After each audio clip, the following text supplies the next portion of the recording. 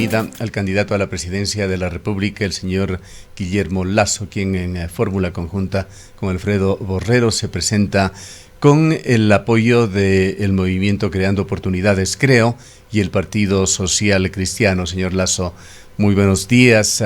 ¿Cómo mira usted esta elección que sin duda tendrá una cantidad muy alta, quizás a récord en las elecciones ecuatorianas en su historia, con un número que superará con seguridad una docena de candidatos? Le damos la bienvenida. Muchas gracias por esta invitación a su radio, querido Jorge. Gustavo Cardoso. Ciertamente que... Gustavo, perdóneme, Gustavo. Tengo tantas entrevistas que confundo los nombres. Querido Gustavo, ciertamente que sí, yo creo que es récord en el número de binomios, pero bueno, así es la democracia, son las reglas con las que tenemos que jugar. Las elecciones del 7 de febrero próximo son unas elecciones cruciales para la historia del Ecuador. Damos un paso hacia adelante, damos un paso hacia el futuro, dejamos el pasado atrás o regresamos al pasado vivido en los últimos 14 años del Ecuador. Yo estoy seguro que los ecuatorianos quieren el cambio. Quieren un gobierno de oportunidades, quieren una oportunidad para prosperar, quieren vivir un futuro con seguridad en materia de salud, con certezas en materia de educación, un futuro donde puedan obtener un empleo, un emprendedor que pueda emprender y obtener ingresos para sostener a su familia, donde podamos promover salud gratuita y de calidad para todos los ecuatorianos y donde realmente logremos un país estable, donde todos vivamos felices en nuestra propia tierra. En cuanto al panorama electoral que se presenta con más de una docena de candidatos, ¿cómo ve usted la situación? Bueno, yo creo que ya lo he comentado, son 12 candidatos, yo no puedo hacer absolutamente nada, así es la democracia. Algunos de ellos, pues bueno, lo hacen como una especie de jura a la bandera para presentar a su partido, para seguir vigente en el escenario electoral en el futuro, y creo que muchos de ellos han postergado su responsabilidad con el Ecuador. ¿Qué expectativa tiene usted sobre el binomio correísta de Unión por la Esperanza, conformado por Andrés Arauz y Carlos Rabascal? Mutuamente su coalición y UNES estuvieron impugnándose en estas candidaturas, y la decisión la va a tomar posiblemente entre hoy y mañana el Consejo Nacional Electoral en cuanto a si participa o no este binomio. Bueno, esa es una decisión de las autoridades electorales. Yo no tengo nada que opinar al respecto. Lo que sí le puedo decir a los ecuatorianos que, de acuerdo con las declaraciones de los candidatos de ese binomio, lo que ellos plantean es aumentar más impuestos a los ecuatorianos. Es decir, aumentar el IVA que pagamos todos los ecuatorianos, no solamente los ricos como dicen ellos. Aumentar el impuesto a la salida de divisas del 5 al 27%, dicen ellos, no nosotros. Y aumentar ese impuesto a la salida de divisas significa encarecer todos los productos que importa el Ecuador. Aumentar el impuesto a la herencia al 75% para quitarle la propiedad a los ecuatorianos de todos sus bienes, productos de su esfuerzo y su trabajo, y crear un impuesto a la plusvalía del 75%. Parecen que no han leído la historia, no recuerdan las protestas del año 2015, 2016 en contra de la creación de estos impuestos por parte del gobierno correísta de aquella época. En todo caso, ellos representan la opción de los impuestos y nosotros representamos la opción de la prosperidad para los ecuatorianos. Señor Lasso, muy buenos días. Esto respecto quizás de el número de candidatos que estarían cada día enfrentando las situaciones al frente del organismo electoral, pero ¿cómo mira usted, qué opinión tiene usted la actuación del Consejo Nacional Electoral?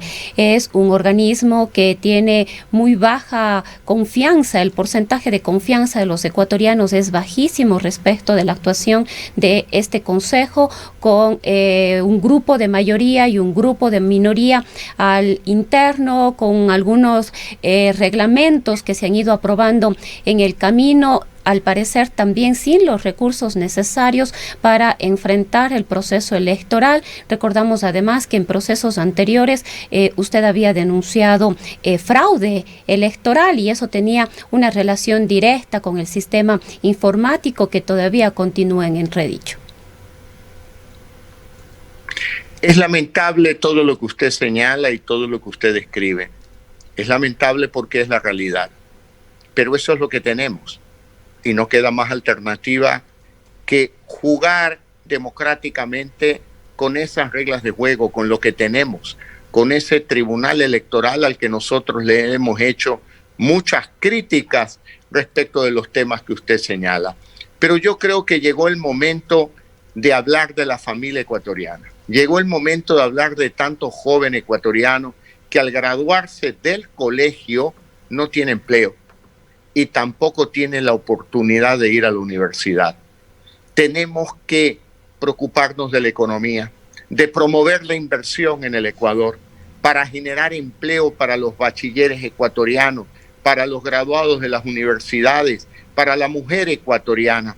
Y por otro lado, tenemos que reformar la educación superior para romper el grillete que existe sobre las universidades ecuatorianas, para que haya más libertad y más oferta de estudios para que los jóvenes ecuatorianos estudien lo que ellos quieran en la universidad y no solo lo que les diga la CNCI. Hay cifras muy preocupantes que están afectando a la economía ecuatoriana. Las macrocifras usted la conoce, las microcifras las conocemos todos los ecuatorianos de a pie.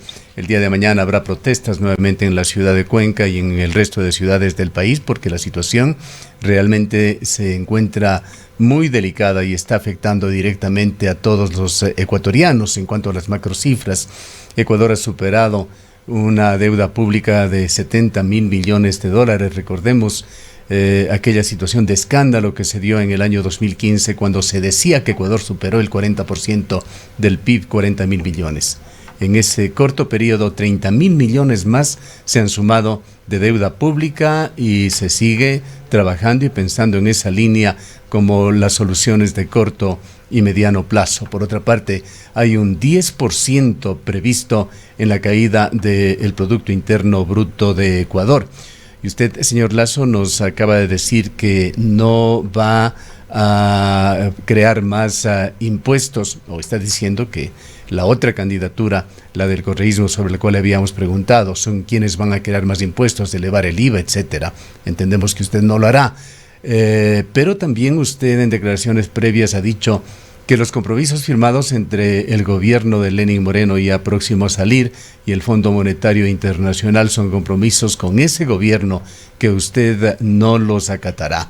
La pregunta es, ¿cómo va a enfocar las soluciones para dar respuestas a este crítico problema económico de Ecuador? Pongamos en contexto las protestas anunciadas para mañana en la ciudad de Cuenca.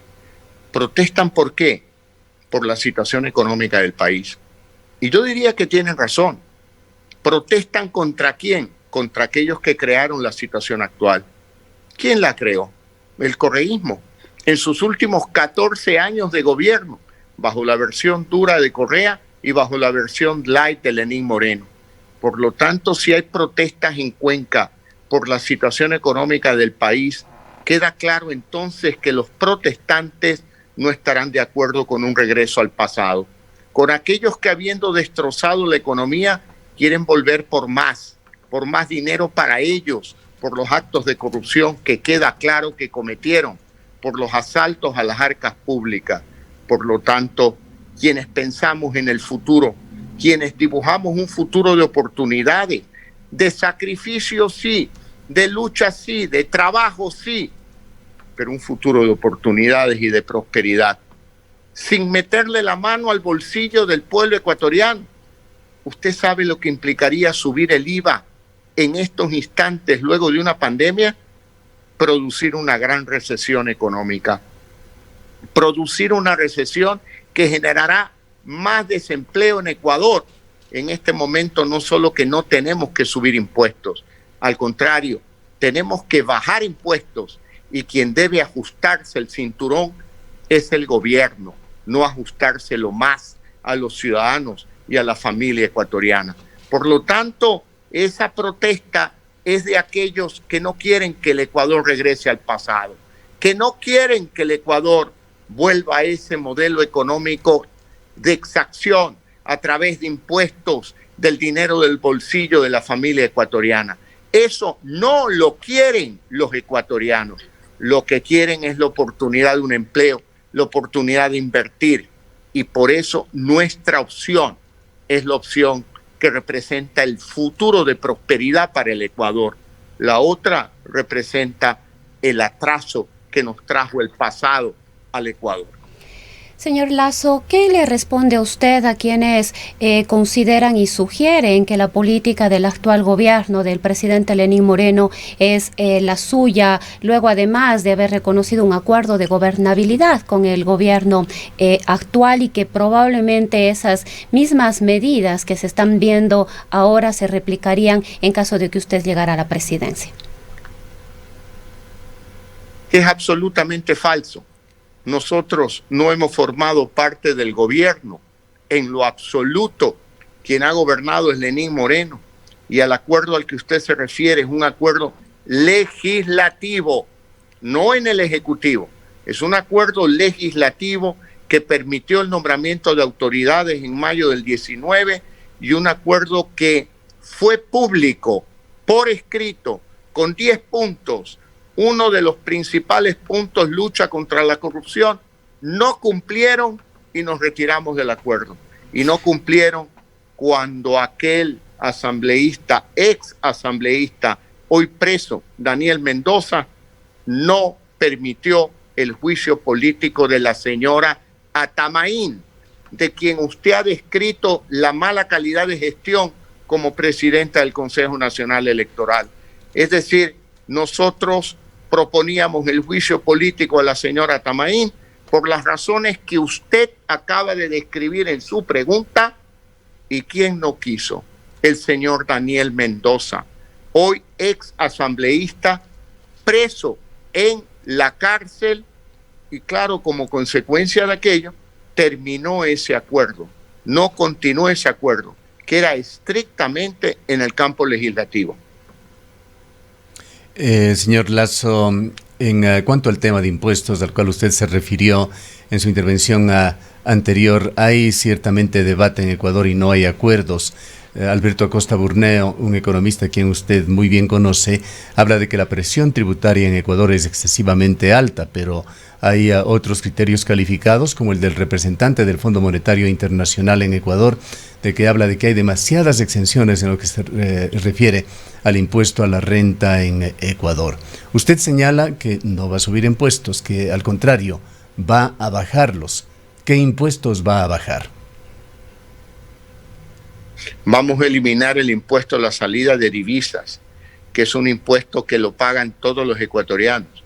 Si usted importa un tractor para producir, paga el impuesto a la salida de divisas. Si usted importa una embarcación para la pesca, paga el impuesto a la salida de divisas. Si usted importa semillas, va a pagar impuesto a la salida de divisas. Por lo tanto, ese impuesto es un impuesto que encarece todo lo que importa el Ecuador. Y por otro lado, una reforma tributaria que amplíe la base de contribuyentes sin crear impuestos y sin aumentar la tasa de los actuales impuestos existentes. Vamos a eliminar el impuesto a la salida de divisas. Respecto del acuerdo con el fondo, mire, lo que hay que hacer es lo que conviene al Ecuador. no lo que le conviene al Fondo Monetario Internacional. Y lo que le conviene al Ecuador es promover inversión para generar empleo. Y usted no promueve inversión aumentando impuestos. Cuando usted dice ampliar la base tributaria, ¿en quiénes está pensando? Que paguen los que tienen y no quieren pagar. ¿Nos puede especificar un poco más quiénes serían estos grupos claro, o ciudadanos? Aquellos que ganando dinero, debiendo pagar impuestos, no lo hacen. ¿Por qué? Porque esquivan la ley. A los evasores hay que hacerles pagar impuestos. ¿En cuánto estima usted, señor Lasso, se están evadiendo impuestos por parte de estos grupos ciudadanos o empresas en Ecuador? No le voy a dar una estimación porque no quiero equivocarme, pero es una cantidad importante y sabremos cobrar los impuestos. Mire usted, no hay peor cuña que la del mismo palo, dice el dicho popular. Así que haremos pagar los impuestos a quienes evaden la ley. Ahora, ¿en cuánto estima usted, señor Lasso, ese agujero, si podemos llamarlo así, financiero de Ecuador? El Fondo Monetario Internacional ha sugerido que para el próximo año el gobierno de Ecuador, cualquiera que sea, tiene que empezar a recaudar unos 2.000 millones de dólares más, y se sabe que eso es una solución parcial. ¿En cuánto estima usted esta necesidad económica de Ecuador? Si quisiera agradecerle, pues estamos ya en los albores de la campaña electoral, tener una idea concreta de cómo va a asumir usted el control, cómo va a brindar soluciones a la economía ecuatoriana. El déficit estructural está alrededor de 4 puntos del PIB o cercano a 5 puntos del PIB. El PIB producto de la pandemia, como usted lo señaló, va a caer este año. Yo calculo que ese déficit en valor absoluto está alrededor de los 4.000 a 5.000 millones de dólares. Lo primero que tenemos que hacer es luchar contra la corrupción. No se justifica subir impuestos para que los corruptos sigan robándose el dinero público, que es dinero de todos los ecuatorianos. Eso no se justifica, tenemos que luchar contra la corrupción. En segundo lugar, tenemos que luchar contra la ineficiencia. Solamente le doy un ejemplo, Gustavo. El Ecuador tiene 3 refinerías de propiedad del Estado. La refinería de Shushufindi, la de Esmeraldas y la de La Libertad. El Estado ecuatoriano le entrega 170.000 barriles diarios de petróleo a estas 3 refinerías y ellas nos devuelven cerca de 110.000 barriles de combustibles. Hay una merma de 60.000 barriles, una pérdida de 60.000 barriles diarios que tiene un costo anual de 1.000 millones de dólares. ¿No le parece a usted que en lugar de subir los impuestos tenemos que corregir estas distorsiones para que la refinería no desperdicie dinero de los ecuatorianos? Ya ahí le doy 2 ejemplos. Luchar contra la corrupción, luchar contra la ineficiencia y luego promover el incremento de la producción petrolera del Ecuador para aumentar los ingresos petroleros. Con eso yo pretendo alcanzar a cubrir el déficit de 4.000 millones de dólares, yo calculo entre el primero y segundo año de gobierno. ¿Qué piensa usted sobre esta línea que está intentando aplicar hasta última hora el gobierno de Lenín Moreno, el de la monetización, como lo ha llamado, o privatización, que sería un nombre posiblemente que se lo debería decir con mayor propiedad? Están intentando privatizar o monetizar, como dice el gobierno, la refinería. Está en planes también algunas de las hidroeléctricas, el Banco del Pacífico y otras entidades.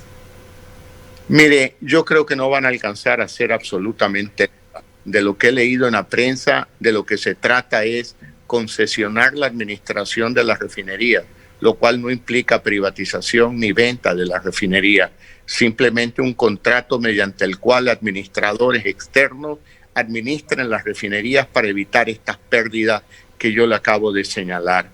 Hay obviamente empresas como el caso del Banco del Pacífico que no creo que alcancen a venderlo, ahí sí cabe la palabra privatización, porque ese banco es de propiedad del Estado, es un banco estatal y se pretende que pase a manos privadas. En nuestro gobierno promoveremos la venta del Banco del Pacífico a un banco extranjero, a inversionistas extranjeros, no a la banca nacional, con varios propósitos. En primer lugar, que llegue dinero fresco del exterior a la economía. En segundo lugar, que al ser un banco extranjero sea un nuevo banco en el Ecuador que genere mayor competencia bancaria, bajar las tasas de interés, promover reducción de precios de servicios bancarios y ampliar la bancarización en Ecuador.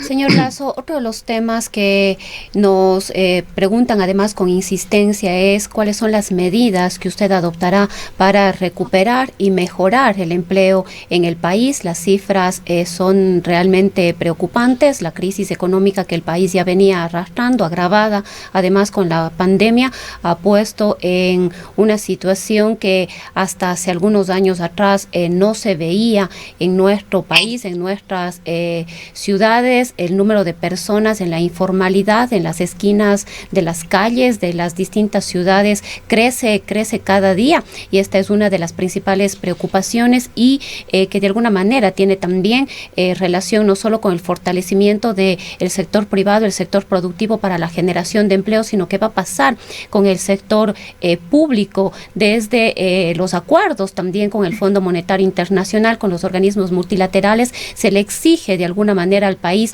ir reduciendo cada vez más el sector público, lo que implica y tiene que ver también con la situación del empleo, porque muchas más personas y muchas más familias se quedan en esta situación.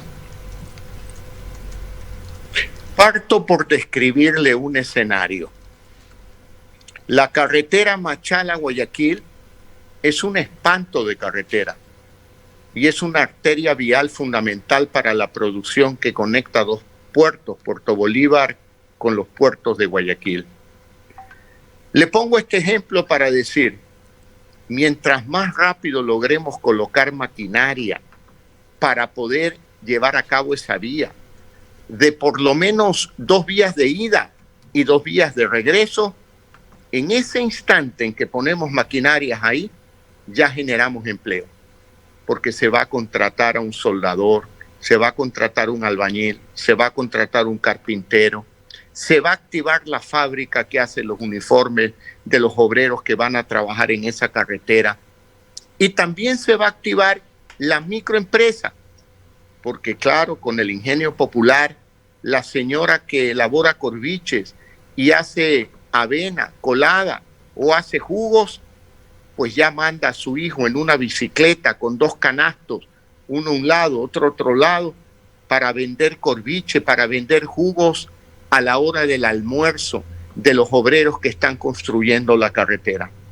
Así como hay esa carretera Machala-Guayaquil, que vamos a iniciar el proceso de construcción de inmediato, delegando la responsabilidad al Consejo Provincial del Oro, para que ellos puedan concesionar la carretera y la construcción de esa obra pública con dineros privados, vamos a generar empleo. Y es por eso urgente ya un cambio de gobierno, porque no solo hay que construir la carretera Machala-Guayaquil, sino la Guayaquil-Babahoyo, la Babahoyo-Quevedo, Quevedo-Santo Domingo. Solo ahí tiene una inversión de cerca de $1.000 millones. ¿De dónde van a salir los $1.000 millones? De las empresas privadas, que con dinero privado aportan a esta infraestructura pública que va a generar empleo, abundante empleo para el Ecuador. Como este ejemplo que le acabo de dar, le puedo contar que hacen falta tanques de almacenamiento de combustible en el Ecuador. Le puedo contar a usted que el puerto de Monteverde puede ser un puerto estratégico para toda Sudamérica en cuanto a la provisión de combustible. Lo haremos con dinero privado, concesionando, no privatizando, no vendiendo los activos del Estado, concesionando para que el sector privado venga e invierte. Cuando yo hablo de que el Ecuador tiene 4.800 millones de barriles de petróleo en reservas probadas, versus Colombia, que tiene 2.400, y que Ecuador solo produce la mitad de lo que produce Colombia, que debemos incrementar la producción. Hablo de convocar a la inversión extranjera privada para que bajo nuevos contratos de explotación petrolera, corriendo riesgo juntos con el Estado, vengan a invertir su dinero para ayudarnos a incrementar la producción petrolera.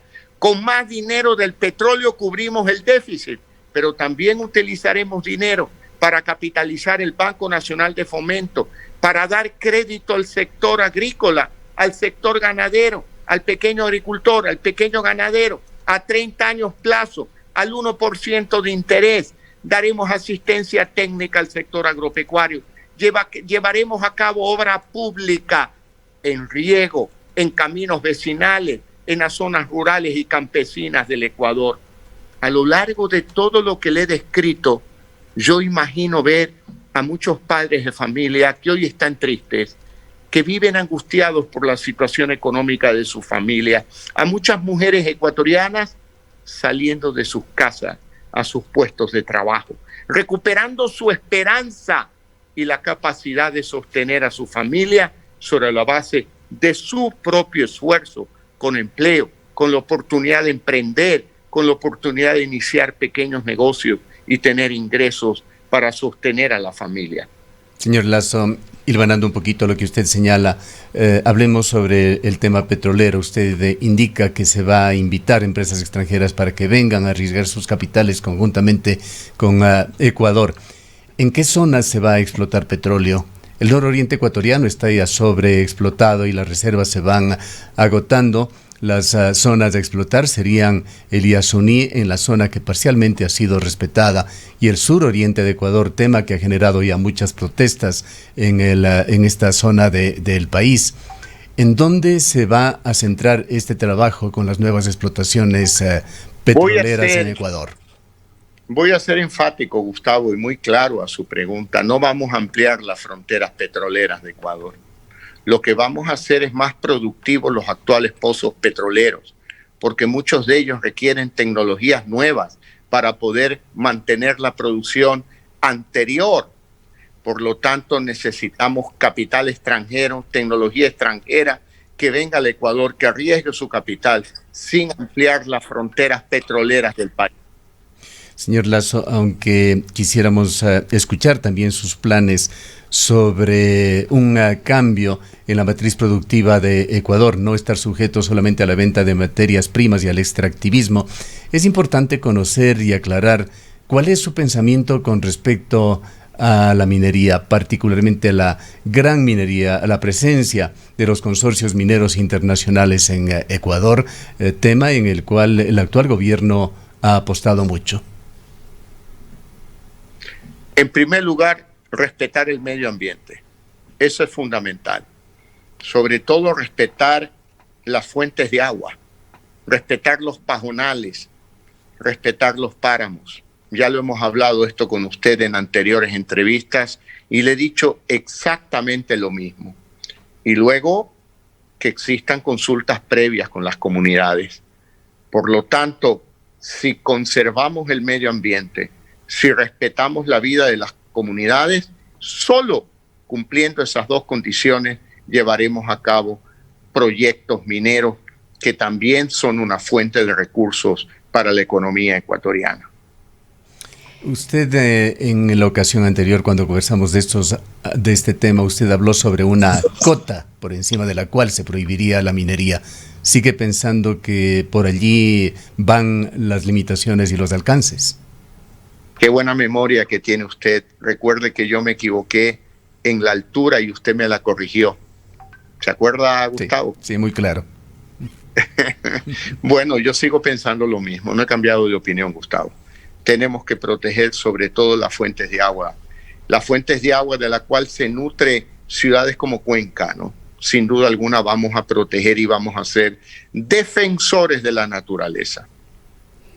Señor Lasso, Cuenca está por celebrar 200 años este 3 de noviembre de independencia, su bicentenario, pero llegamos a esta conmemoración con una serie de situaciones adversas que a lo largo de los distintos años y los gobiernos no han logrado superarse, una crítica profunda al centralismo y un abandono prácticamente total en materia vial. La provincia de La Suay se encuentra prácticamente aislada con sus vías en condiciones absolutamente deplorables hacia el norte, hacia la provincia de El Cañar y hacia las provincias del norte del país. Por otro lado, hacia el sur, hacia las zonas orientales, también tenemos serios problemas en la vía Cuenca-Girón-Pasaje. Estas son inquietudes que están de forma constante y permanente presentes y son preocupaciones que se evidencian cada día, sobre todo cuando podemos observar a través de los medios de comunicación las enormes inauguraciones que hay en otras ciudades, como en Guayaquil, recientemente la aerovía, puentes con inversiones millonarias e importantes. ¿Cuál es su visión respecto de este centralismo que enfrentan las provincias más pequeñas? Bueno, yo participo del criterio de que cada provincia, de que cada ciudad busque su propio destino, sin cargar el peso del centralismo que se expresa fundamentalmente a través de una política tributaria que extrae la riqueza de la provincia, de la ciudad y se la lleva al centro. Ahora, es una época importante, el bicentenario de la independencia de Cuenca, como celebramos en Guayaquil el bicentenario de la independencia de Guayaquil. Esto que usted señala con preocupación, dice, las malas carreteras hacia el norte, hacia el sur, en Cuenca, yo lo veo como la gran oportunidad para generar empleo.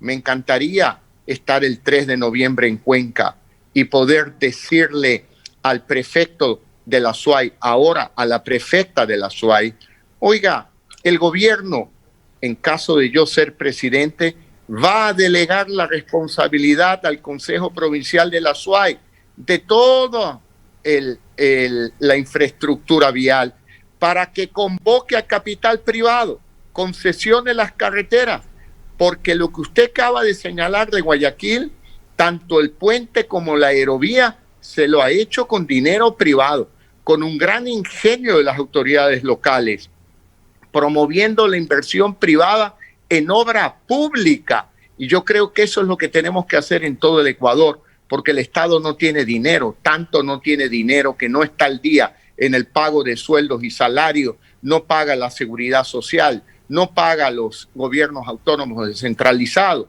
Entonces es la gran oportunidad para atraer inversión privada, como usted lo acaba de señalar, millonaria inversión privada en un puente que conecta a la ciudad de Guayaquil con cantones de la provincia del Guayas. Pues bueno, eso es lo que tenemos que hacer en todo el Ecuador. Y esto es lo que me gustaría conversar con la prefecta de La Suay y decirle, cuando yo sea presidente, me comprometo que en el menor tiempo posible delego la responsabilidad al Consejo Provincial para que usted también haga lo que ha hecho Guayaquil, llame a la inversión privada para la construcción de esas carreteras. Señor Lasso, el tiempo no nos va a dar para mucho más, pero en esta parte final del diálogo quisiéramos que usted nos aclare algo. ¿Cuál es la diferencia que usted ve entre concesionar y privatizar? Usted dice que son dos cosas diferentes. Las concesiones que está planteando el gobierno ecuatoriano son para decenas de años, 30 años por lo menos es lo que se habla en estos planes, y hay acuerdos que se han hecho ya en Ecuador, como el caso de Puerto Bolívar, por ejemplo.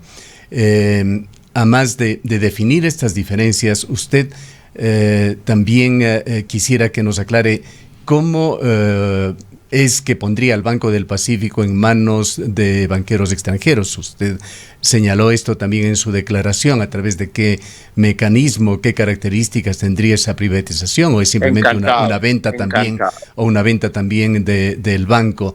Y finalmente, ¿qué piensa usted sobre este tema de concesionar o privatizar las refinerías, las plantas de producción hidroeléctrica? Querido Gustavo, en primer lugar definamos claramente qué es privatizar y qué es concesionar. Privatizar es el equivalente a vender, es decir, usted es dueño de su casa y decide vender la casa. Eso es privatizar. El caso de la concesión es como que usted arrienda su casa. Usted sigue siendo el propietario de su casa, pero la da en arrendamiento durante un tiempo determinado, de 3 años, 5 años, 10 años, 20 años, de acuerdo como le convenga a usted. En el un caso pierde la propiedad cuando privatiza, y en el otro caso el Estado conserva la propiedad porque no vende el activo. El activo sigue siendo de propiedad del Estado. Pero pierde el control por todos esos años de la concesión. Bueno, pero usted arrienda la casa, no puede decir el dueño de casa, señor, yo la arriendo, pero yo vivo aquí y usted no, entonces no la está arrendando. Tiene que encontrar una solución. Si usted no tiene recursos para vivir y tiene una casa y con el arriendo puede vivir, pues obviamente al entregarla en arrendamiento, ahí va a vivir el nuevo arrendatario, no usted. Pues obviamente. Aclarado el tema, sí, ¿está usted de acuerdo con las concesiones, no con la privatización? Bueno, yo coincido con las concesiones, no con las privatizaciones. Por ejemplo, una carretera la puede concesionar, no la puede vender, pues, porque ese es un activo público de propiedad del Estado. Pero el Banco del Pacífico es un banco, es como una empresa. ¿Qué hace el Estado siendo propietario de un banco cuando no tiene dinero para la salud? Lo pone en venta. ¿Cómo? A través de un concurso público internacional, para que se entere todo el mundo que el Ecuador quiere vender un banco, y para hacer una subasta pública para asignárselo al que pague más, así sea $1, porque usted no puede concesionar un banco, porque ese no es un activo sujeto a una concesión. Es como decir, la bicicleta en la que se divierten los hijos en su casa, usted no la va a concesionar, pues. No la puede concesionar, o una moto o un auto, probablemente lo va a vender. En este caso, vendérselo al mejor postor. Y ahí el valor no está solamente en la venta, sino también en que ingrese un banco extranjero al Ecuador para generar mayor competencia, para que traiga dinero del exterior y para que baje la tasa de interés en el país. Ahí hay un beneficio cualitativo importante, más allá del valor cuantitativo de ese activo. Y en cuanto a las refinerías, negocios petroleros en general e hidroeléctricas. Bueno, yo le expliqué a usted me está haciendo, yo he dado una explicación de cómo funciona una concesión de una carretera. Usted en la siguiente pregunta me está haciendo una extensión a otros activos del Estado, de los cuales yo no he pensado ni concesionarlos, sino que el propio Estado los administre con mayor eficiencia. Inclusive podemos llegar a algo que es ni siquiera una concesión, sino la contratación de una administración internacional especializada para que administre activos del Estado y de propiedad del Estado, no concesionados, pero que se los administre de manera eficiente para evitar las pérdidas que hoy ocasionan a todo el pueblo ecuatoriano. Una pregunta final, señor Lasso. ¿Qué opina usted? ¿Cómo ha visto el triunfo del movimiento al socialismo más en Bolivia? Bueno, yo creo que quien fue electo presidente de Bolivia es el economista Luis Arce. El economista Luis Arce, como ministro de Economía del gobierno de Evo Morales, tuvo un desempeño realmente extraordinario. Respetó la institucionalidad económica de Bolivia, por ejemplo, la autonomía del Banco Central. Se preocupó de crear reservas para Bolivia, tanto monetarias internacionales como reservas para atender emergencias, como el caso de la pandemia. Por lo tanto, es una persona que no responde al modelo exacto de la administración del socialismo del siglo XXI, un modelo que destruyó la economía ecuatoriana, que trajo corrupción a la economía ecuatoriana. Arce representa todo lo contrario. Por lo tanto, yo tengo la aspiración de que Bolivia ha elegido a un presidente que merece dirigir los destinos de Bolivia. Muchas gracias por habernos atendido.